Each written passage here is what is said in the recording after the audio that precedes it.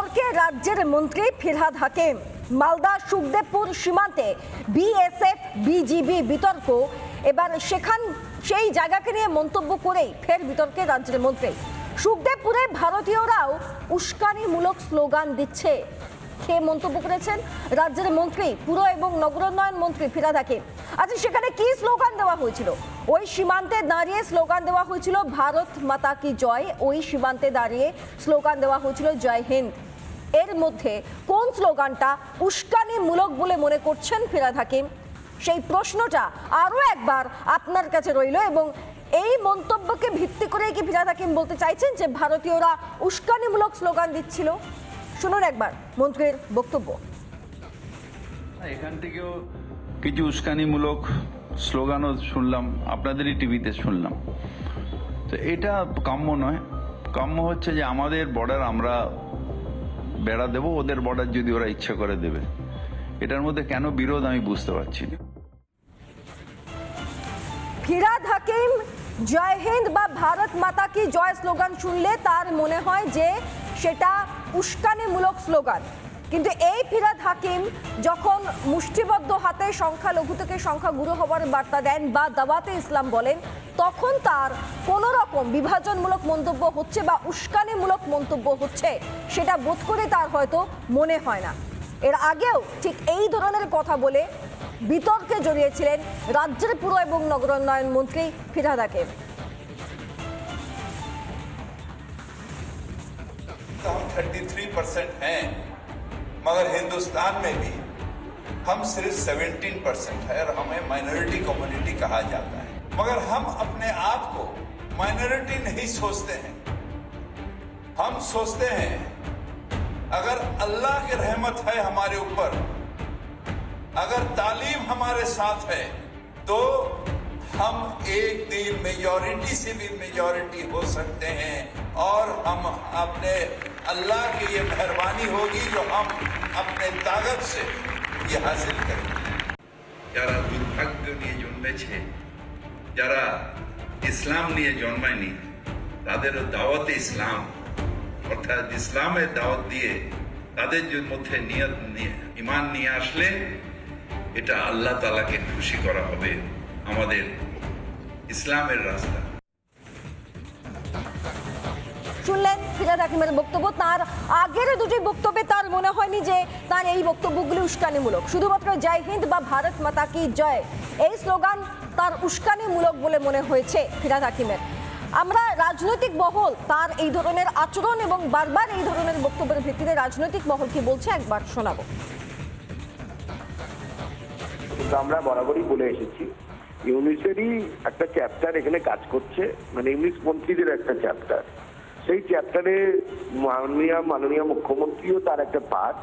উনি দায়িত্ব দিয়েছেন ফিরহাদ সাহেবকে তাদের বলার, এবং তিনি বলছেন এবং তাদের উদ্দেশ্য একটাই, পশ্চিমবঙ্গকে বৃহত্তর বাংলাদেশের অংশ করা। যে সমস্ত তৃণমূল কংগ্রেসের সমর্থক নেতৃত্ব এখনো হিন্দু যারা আছেন, যারা নিজেদেরকে হিন্দু মনে করতে গর্ববোধ করেন, তাদের ভাবা দরকার যে তারা আর কতদিন তৃণমূল কংগ্রেসটা করবেন। ফিরহাদ হাকিম যিনি দাওয়াতে ইসলাম দিয়েছিলেন, যে ফিরহাদ হাকিম 50% লোককে উর্দু বলতে আহ্বান করেছিলেন, যিনি বলেছিলেন আমরা 33%, 50%। ফিরহাদ হাকিমকে তো মন্ত্রিসভা থেকে বরখাস্ত করে ওকে এনআইএর হাতে তুলে দেওয়া উচিত। ফিরহাদ হাকিমের তো এই প্রথম নয়, সেই গোড়া থেকে তিনি বলে আসছেন। একবার বললেন খিদিরপুরে গিয়ে, আরে তো মিনি পাকিস্তান বলে আল্লাহ দে আটখানা। তারপরে একদিন বললেন আপনারা যারা এতে ইসলামে জন্মাননি তারা দুর্ভাগা, আমি তাদের দাওয়াতে ইসলাম দিচ্ছি, দাওয়াতে ইসলাম, দাওয়াতে ইসলাম, আপনারা ইসলামের কাছে আসুন ইত্যাদি। তো এরকম উনি ক্রমাগত বলে আসছেন। একবার বললেন না উর্দু শিখতে হবে।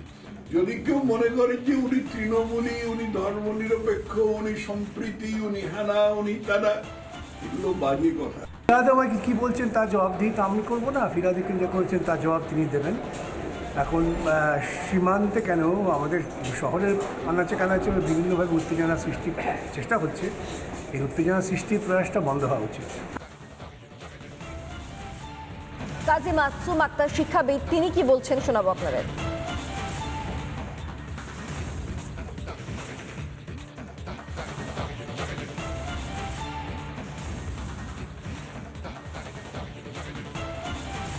ববি হাকিম সাহেব বলছেন ওটা নাকি উস্কানিমূলক মন্তব্য। ওখানে এতদিন ধরে কারাতের ব্যয়টা দেওয়া হয়নি, ভারত সরকার ওটা দিচ্ছে।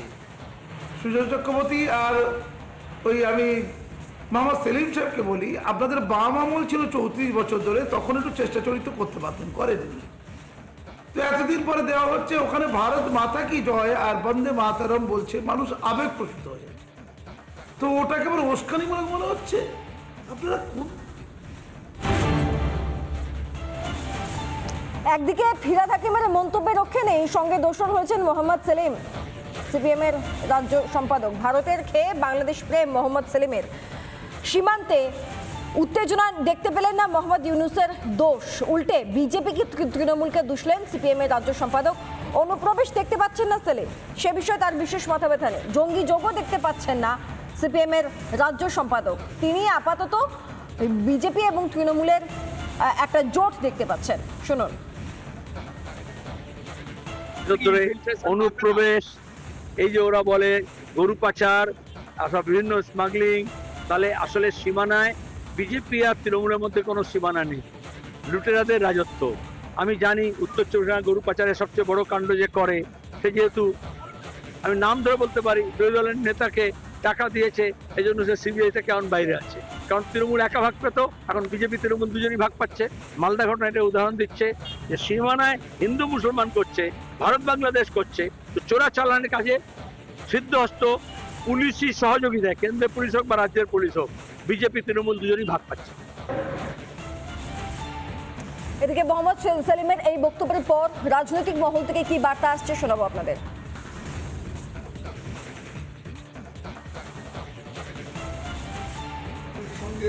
ইউনূসের দলও এতে উৎসাহী বলে আমার মনে হয় না, কারণ সিপিএম আজকে পশ্চিমবঙ্গে একটা বিলীয়মান শক্তি উঠে যাচ্ছে।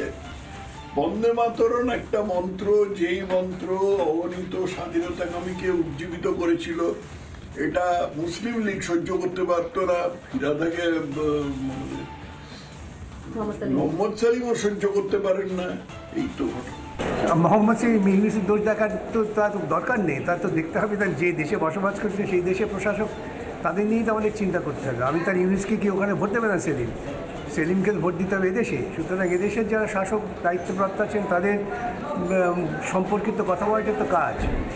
ভিন দেশ নিয়ে মন্তব্য করার অধিকার আছে কি? আমি এখন যাব ট্রাম্পের ওখানে বলতে যে কেন ক্যালিফোর্নিয়া আগুন লেগে গেল? না, অ্যাকচুয়ালি মোহাম্মদ সেলিম ঠিকই বলেছেন যে প্রভু ভারতবর্ষে সংখ্যালঘুদের হত্যা করতে বলেন, সেই একই প্রভু বাংলাদেশে সংখ্যালঘুদের উপর অত্যাচার করছে বলছেন। ফলে বিজেপি এবং তৃণমূল, ভারত সরকার কেন চুপ করে বসে আছে? এটা তো ভারত সরকার আর বাংলাদেশ সরকারের বিষয় হওয়া উচিত ছিল, এটা বিজেপির আর তৃণমূলের ইস্যুতে পরিণত হচ্ছে। ভারত আর বাংলাদেশ দুটো সরকারই নীরব কেন? ৩৫ বছরের সিপিএমের হারমাত রাজকে যারা রাজনৈতিকভাবে মোকাবিলা করে অনেক ত্যাগ তিতিক্ষা সংগ্রামের মধ্যে দিয়ে রাজনৈতিকভাবে পরাজিত করে বাংলার মানুষকে নতুন রাজনৈতিক, অর্থনৈতিক, সামাজিক স্বাধীনতা এনে দিয়েছে, তার নাম তৃণমূল কংগ্রেস নেত্রী মমতা বন্দ্যোপাধ্যায়। বিজেপির কোনো কর্মসূচিতে কিভাবে প্রকাশ্যে সিপিএমকে ডাকা হয় যে আমাদের কাছে লোক পাঠাও আমাদের কর্মসূচিকে সফল করার জন্য। সুতরাং এই বাংলায় তৃণমূলকে হারানোর জন্য সমস্ত বিরোধীরা ঐক্যবদ্ধ হয়ে যে বারবার প্রচেষ্টা চালায় এবং মুখ থুবড়ে পড়ে, প্রত্যেকটা নির্বাচনের ফলাফলেই তার প্রতিফলন পেয়েছে, বাংলার মানুষ যোগ্য জবাব দিয়েছে। বাঁকুড়ায় যাব। বাঁকুড়া লালবাজারে বিস্ফোরণ স্থলে ফরেন্সিক দল।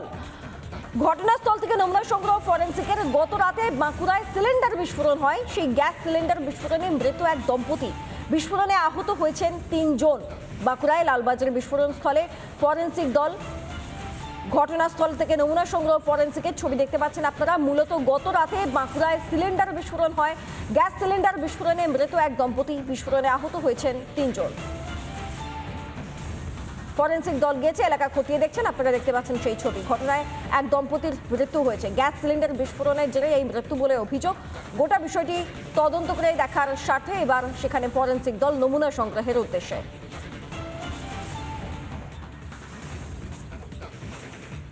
জোরে একটা আওয়াজ হলো, আওয়াজ হতে আমাদের দোতলা উপরের রুমগুলোতে টিন দেওয়া আছে, টিনগুলো বিরাট জোরে আওয়াজ হলো। কাঁচ টাচ আমাদের নিচের রুমে যে জানলাতে কাঁচ লাগানো ছিল, কাঁচগুলো সব খুলে গেল, চারিদিকে ধোঁয়ার আগুন।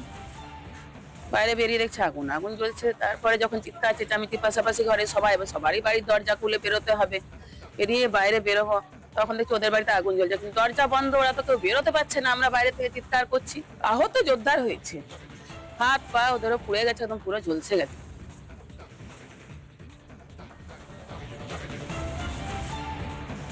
মৃন্ময় আমাদের প্রতিনিধি কি প্রতিবেদন তুলে ধরেছেন দেখাবো আপনাদের।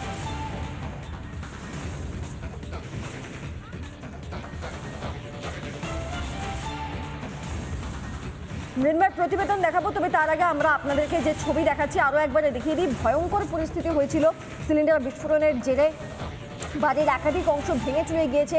ওই বিস্ফোরণের তীব্রতায় এক দম্পতির মৃত্যু হয়েছে বলে খবর, এবং এই ঘটনায় যেটা অভিযোগ যে সিলিন্ডার বিস্ফোরণের জন্যই মৃত্যু হয়েছে, তাই জন্য আজকে বাঁকুড়ার লালবাজারে ফরেন্সিক দল গিয়েছে নমুনা সংগ্রহের উদ্দেশ্য। মৃন্ময় আমাদের প্রতিনিধি যে প্রতিবেদন তুলে ধরেছেন দেখুন।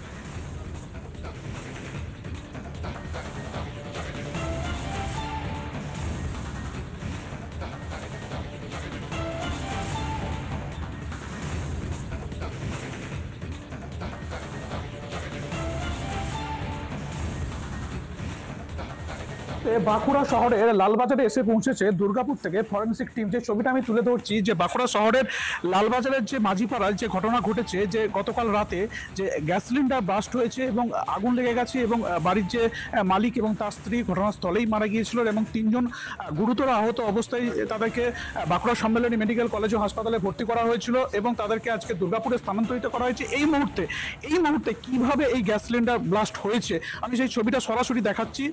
যারা ফরেন্সিক টিম আছেন তারা তদন্ত শুরু করেছেন যে কিভাবে এই গ্যাস সিলিন্ডার ব্লাস্ট হয়েছে, কোনো শর্ট সার্কিট থেকে কিংবা কোনো টেকনিক্যালি ফল্ট ছিল, অর্থাৎ সমস্ত কিছু কিন্তু তারা খতিয়ে দেখছেন, তারা পর্যবেক্ষণ করছেন। সেই যে বিশেষ টিম এসেছে সেই টিম তারা এখানকার ছবি নিচ্ছেন এবং তাদের নমুনা সংগ্রহ করছেন যে কিভাবে এই ঘটনা ঘটেছে। পুরা থেকে মৃন্ময় পান, রিপাবলিক বাংলা। নানা ধরনের কন্টেন্ট দেখার জন্য লাইক করুন, শেয়ার করুন আমাদের ফেসবুক পেজ, সাবস্ক্রাইব করুন আমাদের ইউটিউব চ্যানেল, পাশাপাশি অন্যান্য ব্রেকিং নিউজের জন্য অবশ্যই চোখ রাখুন রিপাবলিক বাংলায়।